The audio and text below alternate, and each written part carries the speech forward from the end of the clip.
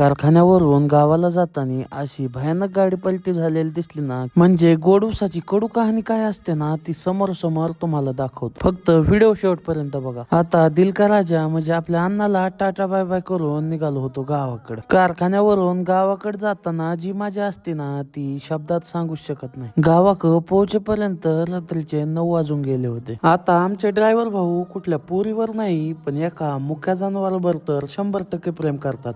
त्यामुळं ह्या कुत्र्यांचंच बघा ना, तो ड्रायव्हर भाऊ त्यांना घासातला घास काढून देत होता. यालाच तर खरं म्हणतात ना, ड्रायव्हरचं प्रेम. आता आम्ही आलतो तर गहिनीनाथ गडावर आणि आज इथली होती पुण्यतिथी. आता इथं बरेचसे राजकारणी लोक पण येतात बरं का, पण आम्ही फक्त येतो देवाचं दर्शन करण्यासाठी. आणि कारखान्यावरून जवळपास सगळे लोक येतात. परत आम्ही माघारी निघल्याच्या नंतर इथं एक बैलगाडी दिसली आणि त्या बैलगाडीचा ऍक्सिडेंट बघून अक्षरशः डोळ्यात पाणी आलं. अहो, ह्याच गोष्टीला म्हणतात हो गोडूसाची कडू कहाणी. चला सगळ्या ड्रायव्हर भावांनो, भेटू आता परत एका व्हिडिओ मध्ये. तोपर्यंत काळजी घ्या, व्यवस्थित ड्रायव्हिंग करा आणि आयुष्यात कधीच गोडूसाची कडू कहाणी नाही झाली पाहिजे.